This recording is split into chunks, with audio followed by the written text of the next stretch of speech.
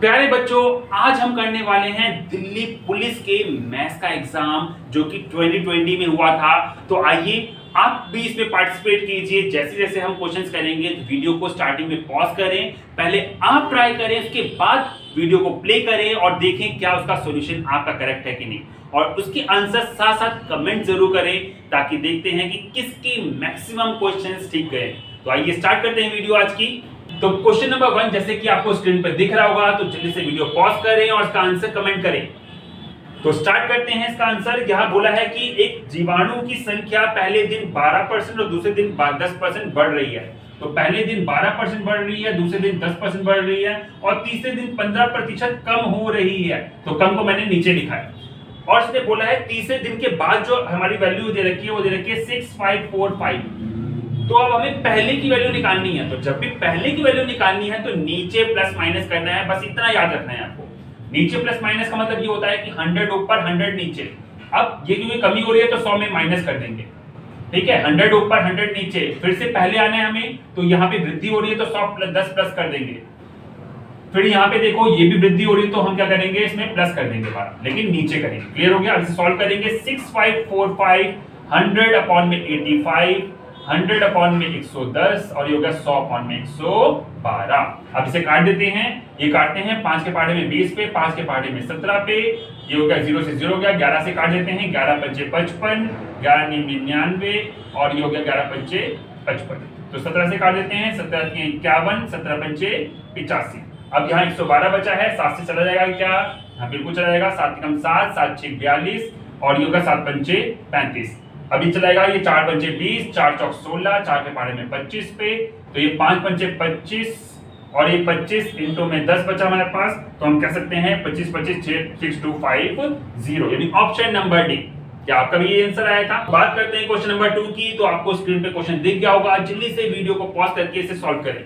तो अब स्टार्ट करते हैं। यहाँ पे बोला है उसने 3 डिजिट दे रखी हैं जो लंबाइयों की सटीक माप करने वाली पैमाने की अधिकतम लंबाई। यहाँ पे कीवर्ड देखो, अधिकतम वर्ड लिखा है। अधिकतम वर्ड जहां भी लिखा होता है मतलब आपको एचसीएफ निकालना है। तो 3 वैल्यूज हमारी कौन कौन सी हैं? 45, 75, 120 और 135। ठीक है। ये 1 मीटर 35 सेंटीमीटर है, तो मैंने इनको सेंटीमीटर में कन्वर्ट कर दिया। तो ये 1 मीटर 20 सेंटीमीटर था, तो सेंटीमीटर में कन्वर्ट करने के लिए हमने 120 लिख दिया, क्योंकि 1 मीटर में 100 सेंटीमीटर होते हैं। 100 प्लस 20 यानी 120। तो ऐसे सारे सेंटीमीटर में कन्वर्ट हो चुके हैं। अब निकालना है इनका एचसीएफ। एचसीएफ कैसे निकालना होता है हमारा? देखो यहाँ पे हम ऐसा नंबर देखते हैं जिसमें सब नंबर चले जाए। ठीक है। तो 5 से काट देते हैं। 5 3 45, 15, 5 दूनी 10, 5 चौक 20, 5 3 15, सॉरी 5 दूनी 10, 5 7 35। अभी भी ये 3 से चला जाएगा। ये 3 3 9, 3 5 15, 3 8 24, 3 9 27। क्या अब सभी संख्याएं ये एक पाड़े से जाएंगी? क्या नहीं जाएंगी। तो जब सभी संख्याएं एक पाड़े से नहीं जा रही, वहीं पे रुक जाओ। बस जितना है हमारा वही आंसर हमारा एचसीएफ कहलाएगा। तो एचसीएफ हो गया 5 इंटू में 3 यानी कि 15, यानी ऑप्शन नंबर 3। तो बात करते हैं क्वेश्चन नंबर 3 की। स्क्रीन पे आपको इस क्वेश्चन दिख रहा होगा, जल्दी से वीडियो पॉज करें और इसका सॉल्यूशन निकालें। तो आइए अब सॉल्व करते हैं। यहाँ पे इसने बोला है कि वार्षिक रूप से चक्रवृद्धि ब्याज के पे X% की दर से हमारा 18,000 रुपए 20,608.20 रुपए हो जाता है। तो x का मान निकालना है 2 वर्षों में। तो जब भी हमें प्रतिशत में निकालना होता है तो इसमें क्या करते हैं, अब 2 वर्ष का है तो स्क्वायर रूट लेंगे। अगर 3 वर्ष होता तो क्यूब रूट लेते। अब हम इनका अनुपात निकाल देंगे। अनुपात निकालने के लिए ये 2 जीरो इसके नीचे आएंगे, तो मैं यहाँ लगा देता हूँ। काट देते हैं। 0 से 0 गया, 2 नीम 18, 1 2 3 4, ये काट देते हैं। 2 एकम 0, 2 3 6, 0 4 1। अब ये किसका स्क्वायर रूट होता है हमारा? अब ये और नहीं कट रहा तो हम स्क्वायर रूट ना सॉल्व कर देंगे। तो ये होता है हमारा 300 का और ये होता है हमारा 321 का। तो यानी कितना बढ़ रहा है हमारा? 21 रुपए बढ़ रहा है। कितने पे बढ़ रहा है हमारा? 300 पे बढ़ रहा है। तो हमारी दर आ जाएगी प्रतिशत निकालने के लिए 100 से मल्टीप्लाई। 0 से 0 गया, 3 7 21, यानी कि 7% इसका आंसर आएगा, यानी ऑप्शन नंबर 2। तो अब बात करते हैं क्वेश्चन नंबर 4 की। यह एक औसत का क्वेश्चन है। इसमें बोला गया है कि एक क्रिकेट खिलाड़ी का 12 पारियों के लिए निश्चित औसत है। ठीक है। तो इसने बोला 13 पारियों में, यानी कि देखो 12 पारी में निश्चित औसत हमें नहीं पता। NAT का फॉर्मूला लगता है हमारा इसमें। n हमारा यानी कि जो भी टोटल नंबर संख्या होंगी, a औसत होता है और t होता है कुल। दोनों को गुणा करोगे तो कुल आएगा। तो यहाँ पे हमारा 12 औसत दे रखा था, तो मैंने x मान लिया, तो ये हो गया 12x। 13वीं पारी में उसने 108 रन बनाए, तो औसत 6 बढ़ जाता है।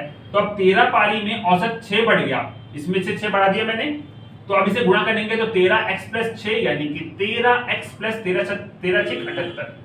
क्लियर हो गया। अब क्या बोला उसने, अब जो ये स्कोर बढ़ा है हमारा, ये टोटल है 13 पारी का, ये टोटल है 12 पारी का, और 12 पारी के बाद जब उसने 108 रन बनाए तो ये 13 पारी के स्कोर हो गए, और ये भी 13 पारी के स्कोर है टोटल।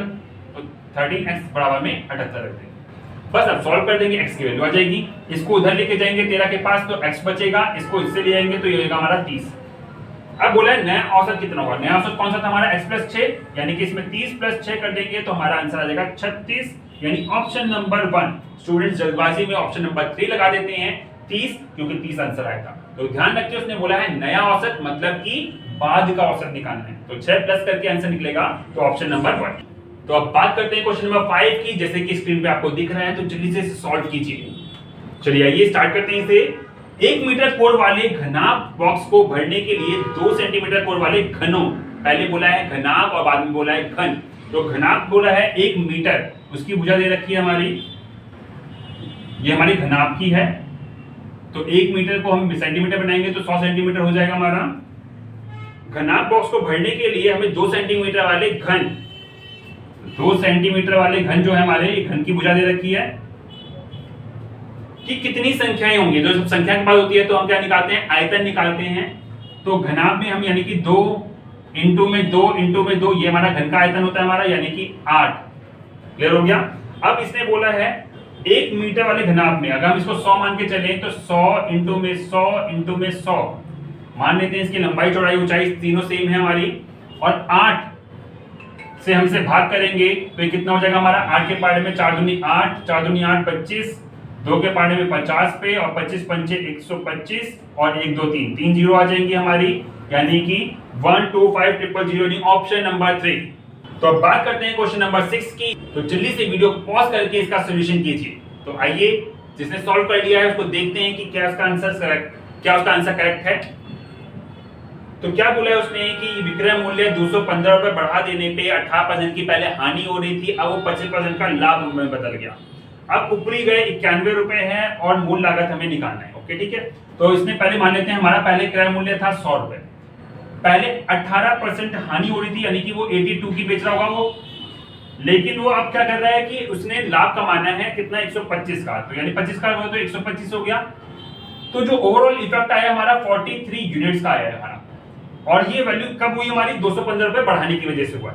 हानि हमारी लाभ में कब बदली हमारी, जब हमने मूल्य क्या करा है, हमने विक्रय मूल्य 215 रुपए बढ़ा दिया है। तो 215 के बराबर रख देंगे इसे हम, तो 1 यूनिट की वैल्यू कितनी आ जाएगी हमारी, 5। तो हमारा सीपी, ये हमारा था सीपी, तो सीपी कितने यूनिट हो जाएगा हमारा, टोटल कितना हो जाएगा हमारा सीपी, 500 रुपए। बट इसने बोला है कि 91 तो ऊपरी व्यय है, एक्स्ट्रा वाली, तो हमें बोला बिना ऊपरी व्यय के लागत मूल्य क्या होगा हमारा, तो बिना ऊपरी व्यय क्या होगा, 91 माइनस कर देंगे, यानी कि 409, यानी कि ऑप्शन नंबर 3।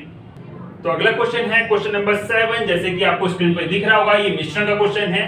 क्या बोलता है कि 17 लीटर का एक मिश्रण है जिसमें अम्ल और पानी का अनुपात 5:2 था। अब इस मिश्रण में से हमने 3 लीटर निकाल लिया है। तो जब भी दोस्तों जब हम 3 लीटर कोई भी चीज मिश्रण में से निकालते हैं तो अनुपात बदलता नहीं है, अनुपात क्या रहेगा, सेम रहेगा। तो पहले जो ट्रू सॉल्यूशन था वो 17 लीटर था, 3 लीटर निकल गया, तो अब कितना हो जाएगा हमारा 14 लीटर। तो यहां पर हमारा बोला है 5 और 2 7 यूनिट के बराबर हो जाएगा ये हमारा, जो कि 14 लीटर है। तो 1 यूनिट की वैल्यू हम कह सकते हैं कितनी आ गई हमारी, 2 लीटर। यानी हम कह सकते हैं कि अम्ल जो है वो 2 से मल्टीप्लाई करेंगे, इसे भी और इसे भी। अम्ल जो था वो 10 लीटर है और जो पानी है वो हमारा 4 लीटर है। इसने बोला है अब 3 लीटर हमने अम्ल मिलाया है, तो अम्ल हमारा ये था, इसमें 3 लीटर मिला दिया, तो ये होगा 13 लीटर और ये होगा 4 लीटर। क्या ये दोनों हमारे एक टेबल से कटेंगे, नहीं कटेंगे, तो यही हमारा अनुपात हो जाएगा, यानी कि ऑप्शन नंबर 4।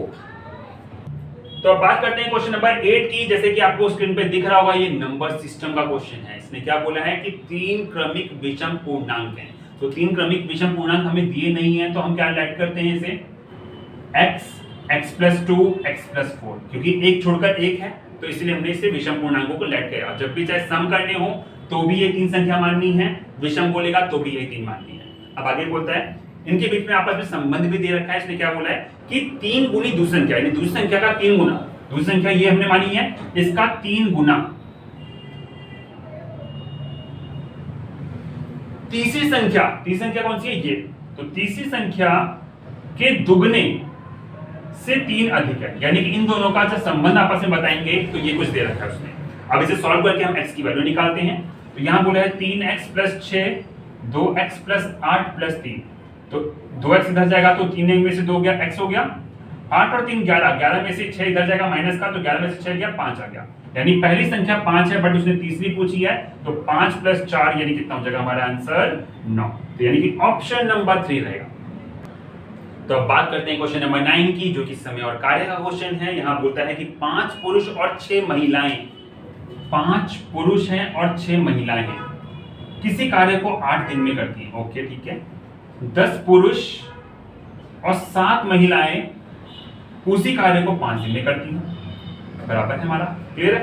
और हमसे पूछा गया कि एक महिला अकेले कार्य करे तो कितने दिन में करेगी, यानी कि महिला का हमें कार्य निकालना है। ओके ठीक है, हम क्या करते हैं ऐसे क्वेश्चन में महिला और हमें 2 दे रखे हैं, आदमी और महिला, इन दोनों के बीच में आपस में संबंध निकालेंगे, उनकी एफिशिएंसी का यानी कार्य क्षमता का रेशियो निकालेंगे।